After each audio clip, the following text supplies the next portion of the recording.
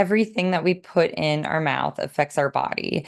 And I tell my patients what you're eating is going to either create inflammation or help calm inflammation down. And it's your choice. And I don't like super restrictive diets, and we don't need that. We just need to eat things that aren't processed. Hey guys, thank you so much for watching our videos. If you'd like to support us some more, you can explore our homemade natural skincare products at purelytallow.com. Thank you so much for supporting my small business. Hey guys, welcome to the Carnivore Revolution. I'm Serena, and today my special guest is Dr. Jen. She's an integrative medicine doctor who specializes in thyroid and hormone issues. So we're going to get all into that nitty-gritty stuff in a little while. Jen, thank you so much for being here. Thank you so much for having me, Serena. I'm so excited. I Yeah. know, I am too. I'm excited about this conversation because I think so many people have like thyroid problems. So many people need Yes. integrative health, and not many people talk about it. No, I'm kind of the black sheep, especially in Northwest Ohio. People aren't as open to things here. And it's about teaching, not only teaching my patients, but teaching my colleagues, teaching the conventional side that I came from. It's Right. like they gotta, it's not working. Yeah. Conventional medicine is not working for chronic disease. Yeah. So let's start there then. Let's start with, what about the other doctors? Why don't they know? Why don't they tell people how important things like nutrition and the things that we're doing to our bodies? Why do you think that is? It's tough. So it starts with medical school. We're almost groomed by the pharmaceutical company. It's, all of our testing is a diagnosis and then what drug do you use to treat it? We're not given hardly any classes on nutrition. I think I got like an hour of nutrition. And what is wild about that is us and dietitians are the two people that are legally allowed to give out diets and suggest what people eat and give them diet plans. So we should really have more. We should have more training. We should know how body influences mitochondrial function, our GI tract, our mood, and serotonin. And we're just not taught that. Then you get out of medical school, and there's a big problem. You have all this debt and you need to pay it back, right? You've been living in really like weird places. Some of the dorms I lived in during my rotations were very interesting. You've been working your butt off, 60 to 80-hour work weeks, even though that's gotten better since I've gotten out of residency. And you want to live, you want to start a family. So you have to pay bills. And you join a hospital-based group, say your family practice or it's like OB-GYN or something like that. And you're told how long you can spend with your patients. You're told you get 15 minutes, you got to hit all these check boxes so you can get paid by insurance, so we can get paid. And then you go on to the next patient and you leave and you're just exhausted, right? So I have so many friends that did family practice. So I was emergency medicine, which was great because I could spend time with my patients. They now are more RVU based. A lot of the doctors are, where you have to churn patients out. But in the ER, I could spend time with my patients. I worked in busy ERs and now I work in not so busy ERs. So I really get more time.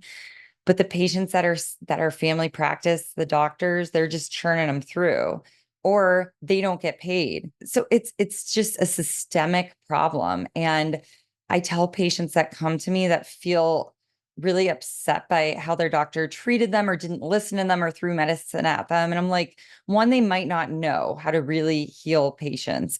Number two, they might have someone pressing on their back saying, we're going to fire you if you don't get through 40 patients a day. So it breaks my heart because depression and suicide are really high in doctors. It's very sad. So where does that come from though? Like, when did that start? The limiting of the amount of time. And I mean, I get that it's an insurance thing, but how can they even do that? How can in good conscience a doctor who has sworn to do no harm, how could you go from being somebody who wants to help people, that's why you become a doctor, right? To suddenly having to follow all these strict rules, and is there any way around that for doctors? Well, it goes back to that big debt that they have from medical school, and they kind of feel trapped. Mhm. It's really hard to go out and start your own practice. So I have my own integrative medicine practice. It's hard to get patients' labs if they go to certain hospitals. I've had to call the hospital and they're like, I'm sorry, I'm not on your system. You need to get me those labs that I ordered. So they make it really hard for you to go out on your own. And there's doctors that do that, but that comes with stress too, right? It's the freedom you get to spend time with patients, but you don't, you have that extra stress of having a business. So it's really the CEOs, right? The big CEOs of these hospitals, of the insurance companies that are dictating how much time you get with your doctor. So if people are mad out there and they want to make a change, then you need to complain to your insurance company and to the big hospital systems. It's not always your doctor's fault. Some of them are super burnt out. And instead of being mad, I think you should pray for them or tell them, be like, I'm going to pray for you. Or, I'm sorry you're stuck in this situation, but then also find a new doctor. Yeah. And I read somewhere recently that the current information that we're getting, like new studies and things like that about nutrition and even integrative medicine, things like that, that it's going to take probably 25 years for that information to get to like my doctor's office, right? So that information that's coming in now with these studies and stuff, doctors don't know about them. Is that right? That's correct. So it's going to take a long time, first of all, to the stuff that we know and we're doing right now, like with carnivore, different diets, different supplements, even different peptides. It's going to take a while for them to have randomized controlled studies. That's what everyone wants, the gold standard. And they're really expensive to do and hard to do. And they're funded by big pharma usually, right? We don't just get magical money coming down from the sky to support like eating grass-fed beef. That would be amazing. And those farmers, bless their hearts, even have more restrictions and lately. So it takes a while for these things to get passed through. So my integrative medicine fellowship, the one thing that really stuck out during those 2 years was how we looked at evidence and evidence-based medicine. So if there's a lot of evidence for something, that's great. And we know it's positive, that's great. If there's a little bit of evidence for something, but it's positive, and that botanical supplement peptide can't do a lot of harm, well, that's good. Let's try it. Now, if there is a botanical or something supplement that can do harm and there's really little evidence on it, well, then we're going to shy away from that. You would think it's common sense. It is common sense, right? So looking at that way, looking at evidence and the studies is really helpful. And there's so much information on different botanicals, supplements, nutrition, why we should incorporate those every day into your discussion with your doctor. But if it's not taught in medical school, if it's not taught at these big society meetings, it's not going to make it into the insurance-based conventional model because they're checking all the checklists. They have a diagnosis of diabetes. Oh, are they on a sulfonylurea? Are they on a metformin? Are they on a statin? Are they on a Lantus or a long-acting insulin? So it's all these check boxes that they have to hit. If they don't hit them, the chart might be flagged and they might not even get paid by insurance. And what's insurance and all that driven by?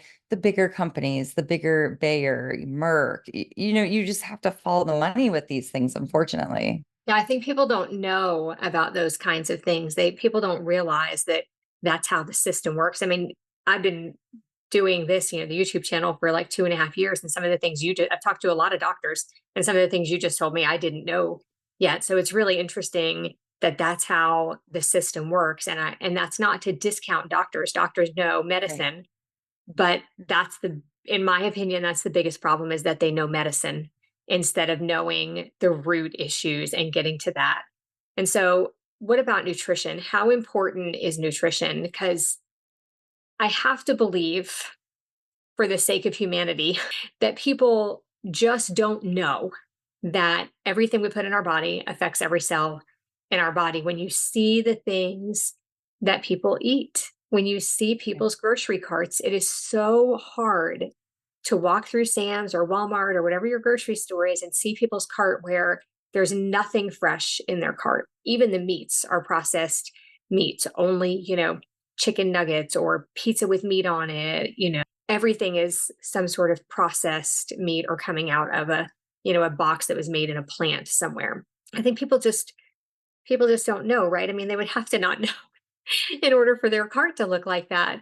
But let's talk about that. Let's talk about nutrition and just how important it is for our body and for our cells. Yeah, you said it. Everything that we put in our mouth affects our body. And I tell my patients what you're eating is going to either create inflammation or help calm inflammation down. And it's your choice. And I don't like super restrictive diets, and we don't need that. We just need to eat things like you said that aren't processed. It's really hard. I feel like where I'm at in Ohio, like I've tried to make changes. I ran the concessions for the local little league, which was hard to do. But I was buying all this pop and I'm like, because people would buy it.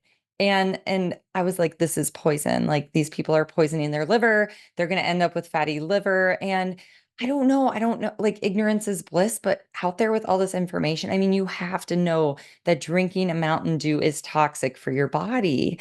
You have to not feel good on it. But the problem is with these processed foods, they make them so they're addictive. So you think you can't not have them and function. And all these energy drinks, like, no, you need natural energy from your mitochondria. And if your mitochondria are not functioning properly, then you're not going to have energy. That's like a warning sign. And if your mitochondria aren't processing normally, you're going to age more. And no one really wants to age and get diseases of aging. So we need to change it, in the 20s, in the 30s. And it's really hard to watch people consistently make poor food choices. So what do you do? Like what you do, Serena, you educate. We're here, we're educating because we're passionate. We don't want to see people with chronic illnesses and chronic disease and chronic pain. And then you model by example. I was at two different fundraisers, Friday and Saturday, probably why I lost my voice because I was talking so much. I actually talked a lot about nutrition and integrative medicine to Good. random strangers. And so anyway, I was just like, where's the meat? Let's find the meat, and if someone had just meat or they made it for me without all the gluten and processed stuff on it, I'm like, thank you. I'm like, this is great. So you can fill your plate with meat and healthy fats and prosper and do good. You don't need the other stuff. Like it's not providing nutrients to your body. It's empty calories. And it's really hard, like raising kids when, I was at my son's soccer game on Saturday and there was this family and they were all eating candy for breakfast, donuts, and then they had freeze-dried Skittles. They were like eating that for breakfast. But then I also look at the snack area and it's all junk food too. My son was like, I want chips. I'm like, no, we don't eat those. You're not getting chips. Like, we can maybe do some avocado chips or chips cooked in tallow as a treat. It's so hard because they see everyone else like eating bad. I want to like put them in a bubble. So I think it also starts out just like with your circle. How could you make a positive impact in your community? And I was so discouraged after this spring and summer with the concession stands. But you know what? It's not going to stop me. I'm going to keep teaching. We just have to get the information out there. Yeah, and for people who don't think those foods are addictive, fine. Stop eating them for 2 weeks or 30 days. Give yourself that opportunity to show yourself how addicted Yes. you are because people will say, "Oh, I can do it. I don't have to eat them. I can, I could go a long time without eating or whatever." And then like 24 or 48 hours in, they're eating them and they're saying, "Well, it doesn't matter anyway. It's not a big deal. I'm not addicted. I'm not eating because that." Okay, so really tell yourself you're not going to eat them for 30 days or even 14 days. Give Yeah. yourself that opportunity to be off of them, and that will show you just how addictive they are. Yeah, and I think the other part is hard is I don't know if you've ever experienced this. When you eat a certain way, your closer circle is they're like not as supportive like at the beginning, right? Have you noticed that? They're almost like, Mhm. are they going to stick with this? Are they really going to do this? Or they want to do it but they're scared and they want to suck you back into eating bad. So just stay with it because now no one even questions, gluten free. I'm more animal based now. I do basically carnivore in my follicular stage of my cycle. No one even questions it. No one cares, Yeah, really. and I think it was like that for me at the beginning, and I think part of that is that my family's burned out. They're burned out on all of these things I've done over the years. I've got a really nice expensive juicer down there. I had kombucha brewing in the laundry room for years. I've did 14-day juice fasts and 21-day juice fasts. And I was always on something else. I was always on, Weight Watchers or raw Right. vegan or plant-based. And so my family was like, oh, great. Yeah. And my friends too, like, oh, great. Here she goes again. This is just going to be another one of those fad things that she works her way through. And the thing about other plans, like something like Weight Watchers, is that's a very processed food diet. And so you might lose weight on it, but it's the same for using something like Ozempic or, those other things. You might be losing weight, but if you're not teaching yourself how to eat properly, as soon as you go off of those things, either the diet plan that you're on or on the medicine, and then people specifically with a diet plan will say, oh, keto didn't work for me or Weight Watchers didn't work for me. As soon as I went back to eating normal, I gained all my weight back or all my symptoms came back. Right. That's because if you always do what you always did, you always get what you always got. You can't go back to doing what you were doing before and expect to have different results. Just because you lost the weight doesn't mean you can go back to eating donuts and pastries for breakfast. Right. Well, gosh, even Whole30 now is super processed. Seed Really? oils is allowed. Did you see that? It No. was, yeah. So in the Whole30, where you're supposed to take out processed food for 30 days, now they're letting in MSG, seed oils, like a whole slew of things. Yeah, because it's going to just be packaged food.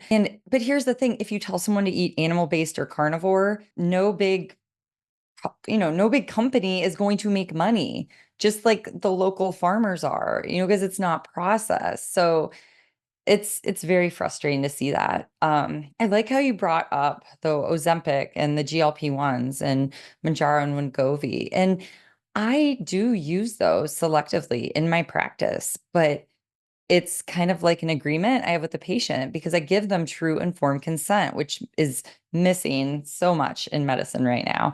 And I tell them, look, like you're in your 40s. I get it. Like we need to balance some stuff, but you need to do a liver detox first. You need to take gluten out just to start with. You Mhm. need to focus on whole proteins. And I go through with them, like what that means. I have them start lifting weights, so that protein and lifting weights, and I encourage them to eat red meat, that is going to build muscle. So then so they'll do that. And then we might add a little bit of GLP-1 or GIP peptides in there.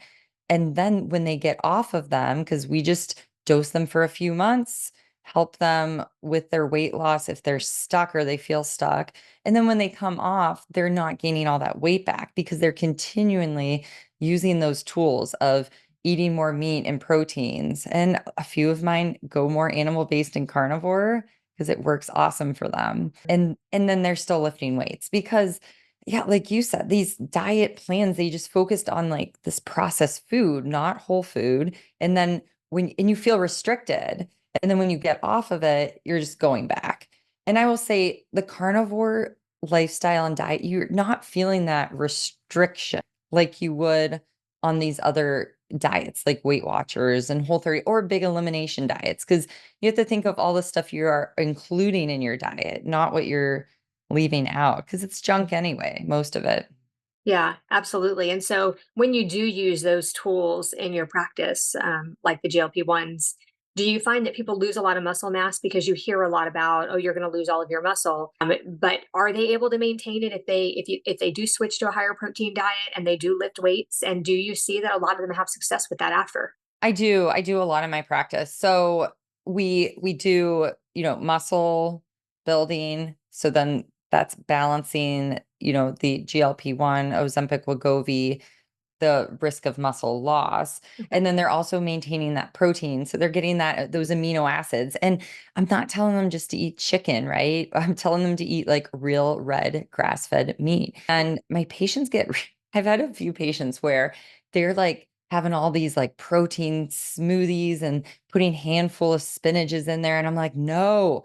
I'm like, stop putting spinach in your smoothie. I'm like, if you want like milk and whey, I'm cool with that. But spinach and the oxalates, and they're so funny. They're like, I can't believe you're a doctor telling me not to eat spinach. I'm like, you're right. You're right. I am. Popeye had kidney stones. Anyway, but then I also put them on a supplement called Pepti Strong. So It's a plant peptide, and this really helps maintain muscle too. There's been a lot of human studies where they actually immobilized a leg, and on the Pepti Strong, it maintained that muscle. So that sweet combination, Mhm. lifting weights, Pepti Strong, and then also eating a lot of protein, that really helps those patients. And I tell them, I'm like, you might not be really hungry, but still just eat the protein first. And then they usually don't want dessert. It really helps that sweet craving. But then they're used to eating that way. So then when they come off, they're not going to have those same cravings. But I will cycle it in. I don't blast them. We don't use really high dosing. We do individualized dosing for each patient. So it's a great adjunct and tool for my patients that are super insulin resistant, maybe having some hormone imbalance too, and that maybe aren't ready for, to jump fully into carnivore and fasting. Not everyone can get there as fast. And that's why you look at everyone differently. I mean, I've prescribed the carnivore diet for patients, and sometimes that's all they need. And then they jump off this weight loss plateau along with lifting and along with gut health and stress reduction. So it's such a great tool because when you have that fat that you're getting from the carnivore diet and you're allowed to eat fat, which, we were all told we're not allowed to eat fat, when I grew up, then they're satisfied and they're not eating candy for breakfast. Oh my gosh. I still am. It was traumatic. I was just like, do I say something? I'm like, what? No, you can't. You can't say Yeah. something. I mean, we go to a church where we've always just had like donuts for people, donuts, and they have soda and coffee with all Yeah. the sugar-filled sweeteners and stuff. And we reached out about a year and a half ago. We switched our church moved, and there was a new lady in charge of like I wanted to say concessions, not concessions, but in charge of like the snack area. Yeah. And I was like, can we do some protein? Like, they even have hard boiled eggs that are already done, but like meat sticks and cheese and stuff like that. And so they have all of those things. They also have the garbage. But I see people who stay for both services that come in and their child goes and gets a donut and a Dr. Pepper. These are, one of them's maybe in kindergarten and one of them's maybe in third grade, and Dr. Pepper and a donut. And then they go down to the nursery and eat, goldfish and stuff. And then in between services or after the second service, they leave with another donut and another Dr. Pepper. And that's how they have fueled their mornings. And then I see people with 1 and 2 year olds walking around with lollipops at 9 o'clock in the morning at church or 10 o'clock in the morning. And then they have a meltdown. And you're like, gee, I wonder why my kid's having a meltdown. Well, it's because you're not feeding them nutritious foods. Yeah. And gosh, like fatty liver, I mean, it's surpassing alcoholic liver cirrhosis, right? It's I terrible. mean, this is a really bad thing that not a lot of people are talking about fatty liver. I mean, our liver is like one of the most resilient organs, okay? And we're literally destroying our liver with high fructose corn syrup.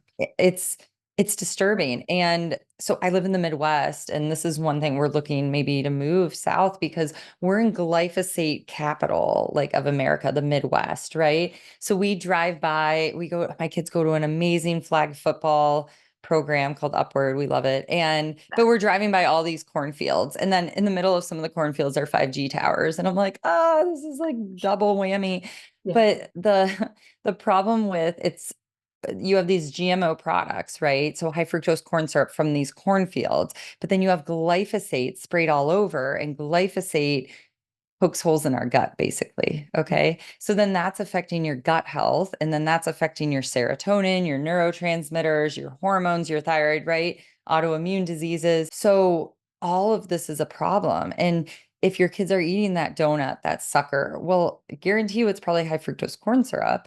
So you get that plus the glyphosate. It's just a disaster. And I'm so worried for children. I'm so worried for children and diseases. Yeah. Me too. You It's mentioned so oxalates a hard. little while ago. So you've read Sally's book, I presume. Yes, yes. Love Sally's book, Toxic Superfoods. And one of the things that struck me the most about that book was towards the end of it, she says, and I'm paraphrasing here, but she basically says, what if all of the things that we think are wrong with us because we're getting old aren't? What if we're not supposed to get old and sickly? What if we're just supposed to age and not have all of those problems? And I do believe that most of those things come from the things that we're cramming in because we think they're superfoods and they're really just making us sick.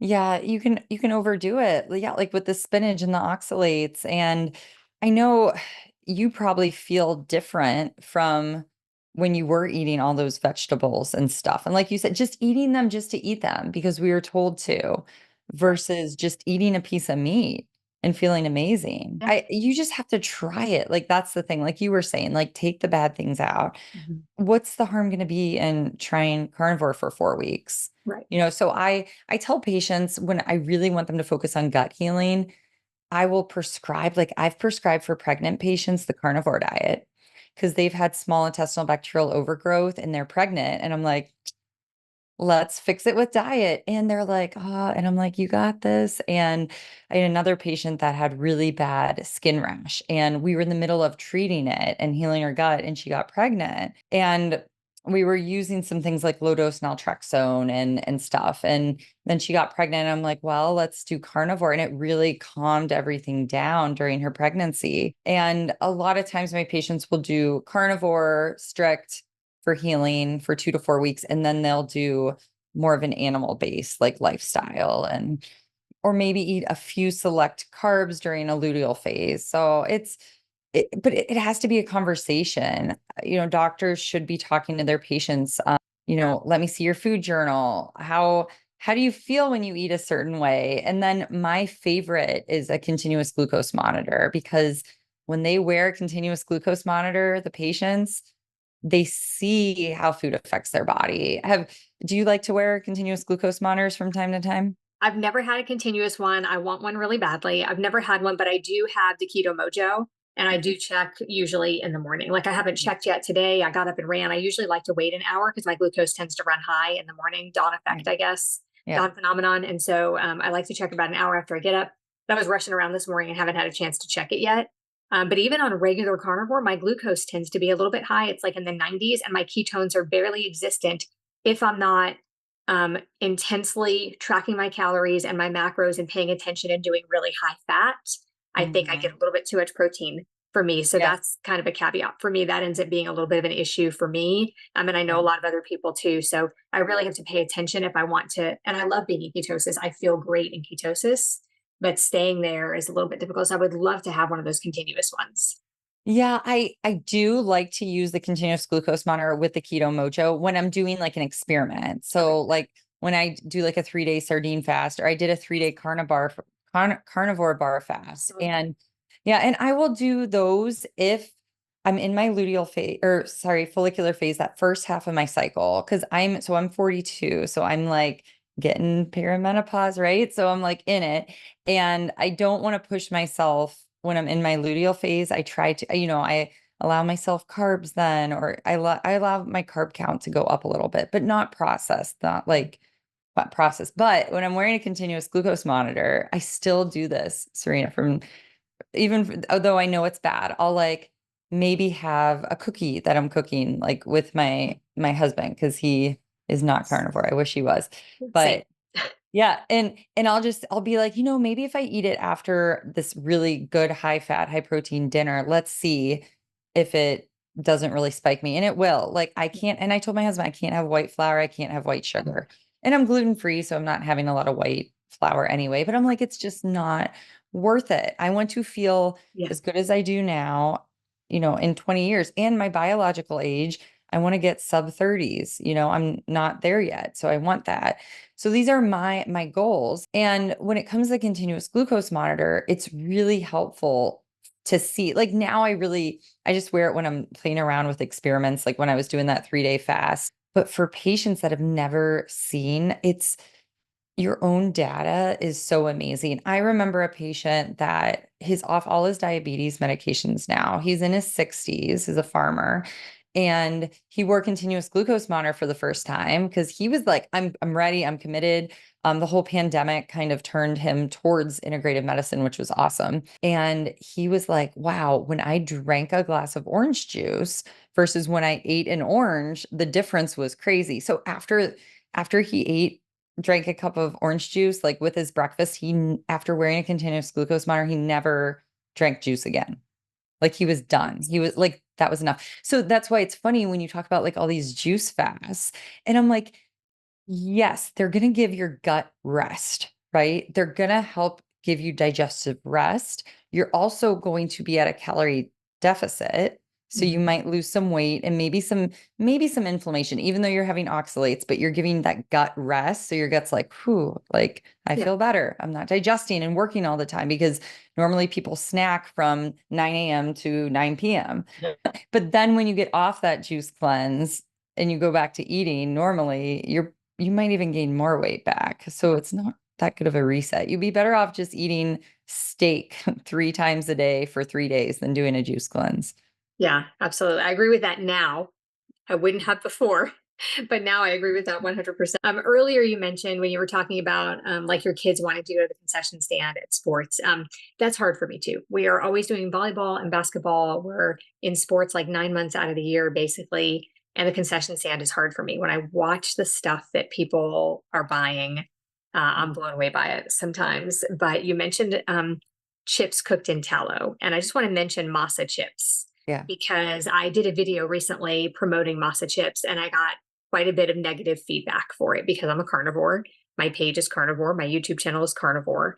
But I think it's so important to have those other options. My family is not carnivore. Most people who are doing what I'm doing and like you doing what you're doing, most people do not have families that are carnivore. They have families that are Yes. hopefully still eating better than the standard American diet, might eat better than the standard American diet, but having that option for people and being able to say, "Oh, at least you could switch to a better chip or something like that." I just think, like, for instance, if you're so masa chips, let me just finish that thought. Masa chips are tortilla chips that are fried in beef tallow. And so if you're going to eat a chip, that's a much better option than eating the normal chips, that you get at the grocery store. Every chip on the grocery store aisle is filled with vegetable and seed oils.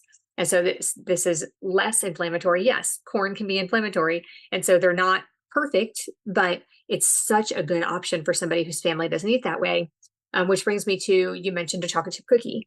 And I think people need to understand, because there are people probably saying, I can't believe she would even eat a chocolate chip cookie because she knows better.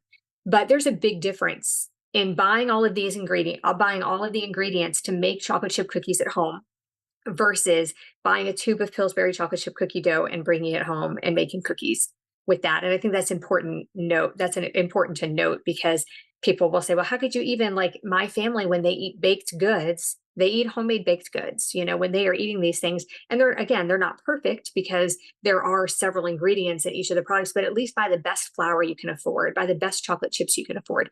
Read the ingredients on things because you could end up with a chocolate chip cookie that has 10 ingredients that you made at home versus one from the store that has 40 ingredients, most of which you can't pronounce, and most of which your body doesn't even know how to digest because it's not even food. Yeah, that's a great point. And part of it, it's hard. I struggle. I don't want my kids to go to college and binge on everything, right? And I see that a little bit in my kids now. I mean, when they can get stuff, like Halloween or whatever, we just let them go all out, except no gluten and food dyes. But and then we try to take it away. But it's like, it's so addictive. It's so hard. And when we make it at home, we have milk from the local farmers. We use grass-fed butter. So that's a great point, Serena. Like when you're making it at home, it's more of a family time and family thing. And then at the concession stands, popcorn is usually a better choice for kids to get. So my kids will usually get the popcorn. It's usually cooked in coconut oil, so it's not going to be, a highly inflammatory seed oil like you're going to get at a fryer or something like canola. And then also it's nice because it has some fiber in it. So it's not popcorn in general, and I've tested on myself. It's not going to spike you. And mesa chips, they don't spike me really high because they have that fat, that tallow. So just it's hard. It's really hard being a parent. And I see other people doing it and maybe their kids are eating all carnivore or perfect. And I'm like, I don't know. That's amazing, but I'm going to be really transparent. Like not everything is perfect like at our house, and we have 4 kids and we have stress, and sometimes I don't have a good day, right? Sometimes I like give in and I have a chocolate chip cookie. It's really also hard for women that have families and you say, you're with your kids at sports games and stuff. It's hard for us to cook for our families and eat completely different, right? So, just, you're doing a great job if you're listening out there and you have families and you're struggling. It's okay to be real. And what you see on social media, it might not be real. My daughter's hilarious because I will show her stuff and I'm like, oh, I can't believe this person's only eating this for so long. And she's like, I don't think that's real. She's 16. She just calls them out. She's like, it's not. She's like, Mom, it's just what they're putting out there. She's like, you're not living with them. And I'm like, oh, okay. It was so funny. She's just, you gotta love teenagers. But do you Yeah, ever think about that? You're like, we really don't know. So don't compare yourself to anyone out there. right. Like that's just that's self-sabotage. Do not compare yourself. Yeah, absolutely. But also get the information you need to try the things that other people say are working. You don't have to always do it exactly the way other people are doing it, but you do have to pay attention, do the research. Like you see these videos, you hear people talk about this amazing way of eating, confirm that, find, 10 or 15 other people that say the same thing, and then maybe give it a try. I think it's anecdotal evidence, like it's n equals one, but my n equals one means something. Your n equals one means something. Us doing these experiments on ourselves can really help other people. So Yeah. what about thyroid and hormone stuff? How important is nutrition when it comes to your thyroid and like your female hormones? It is so important. So we're seeing a lot of younger and younger women with polycystic ovarian syndrome, which that is just a dysregulation of your metabolism, of glucose, of insulin resistance. And we're seeing this more and more. Also, we're seeing, these girls are getting these lattes or chai teas or drinks that are just like half of them are just sugar. So Yes. it's putting them on a sugar roller coaster and it's going to affect their fertility. It's just going to, it's horrible. And then we're seeing their gut health is a mess from just eating all this processed food all the time. And that's affecting their thyroid. And I'm seeing so many young women, I mean, in the teens, like teenagers with Hashimoto's. Yeah. And it's scary. I mean, having an autoimmune disease that young, it just means you're more susceptible to more and more disease of autoimmune disease, of inflammation, cancers. We got to get that under control. You got to heal your gut with food. And then you also have to control the blood sugar. So when you're on a carnivore diet, an animal-based diet, you're going to have a more stable blood sugar. Your body is not jumping up and down. So what happens when we have this erratic blood sugar, you also have erratic insulin production because it overshoots it. So your insulin is going sky high with your glucose and then over time you become insulin resistant. And then that leads to diabetes, type 2 diabetes. And how you can think of insulin resistance is kind of like when you hear a new song for the first time and you love this song and you play it like 5 times in a row so you can memorize the lyrics. You play it in your car, you play it at home. And then about a month later, you've just listened to it so much, you're out at the grocery store and it's playing in the background and you don't even notice. You're Yeah. resistant to it. So Mhm. that's what happens to your cells when you keep having tons and tons of glucose surge again and again. It's like listening to that song.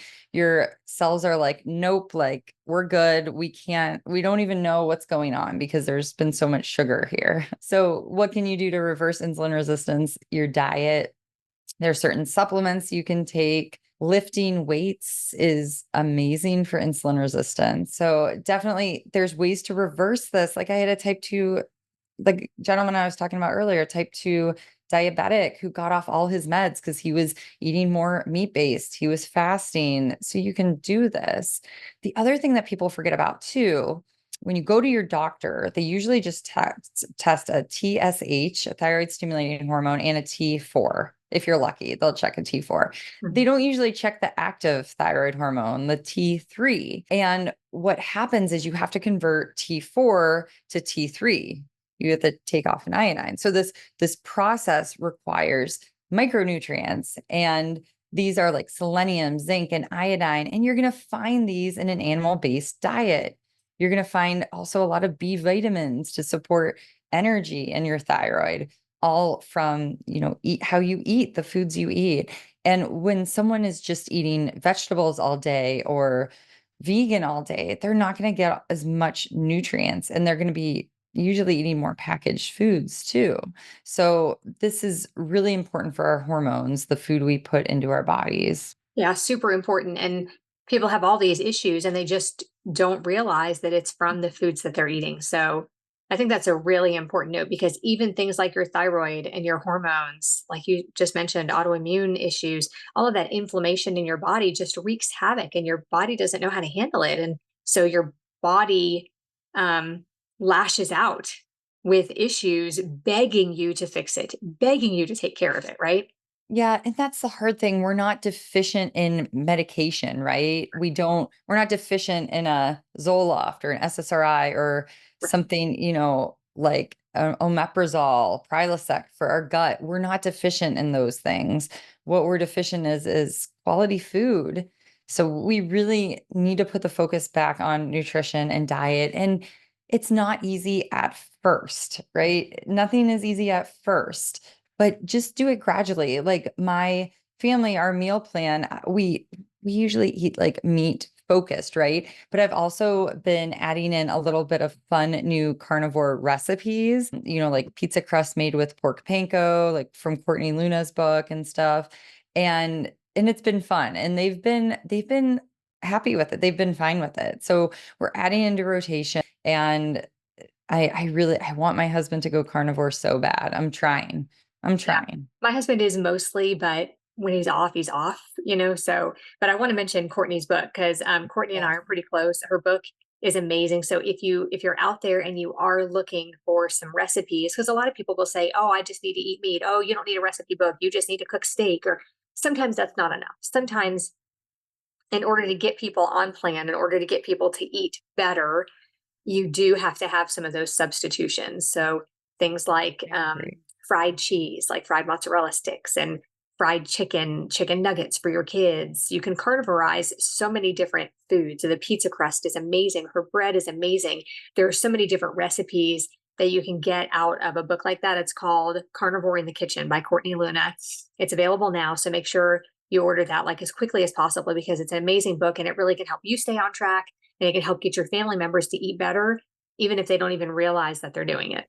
Yeah, you can sneak it in there. I mean, and you can't always just eat steak. Your family might, you might be okay with that, but your family might be like, nope, nope. And then also like you're busy with kid stuff. I like the carnivore bar. Yes, it's expensive, but I will have that on the way to baseball games. Like in the spring, it would save me from making bad choices.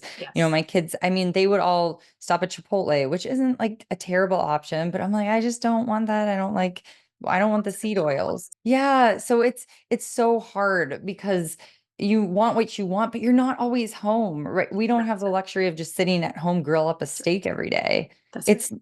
It's not real life for everyone. So it's great, when you can find different alternatives and different ways to just keep your protein and fat on point. So Yes. then you're not craving things later on. Mhm. Yeah, absolutely. Power pucks are great for that too.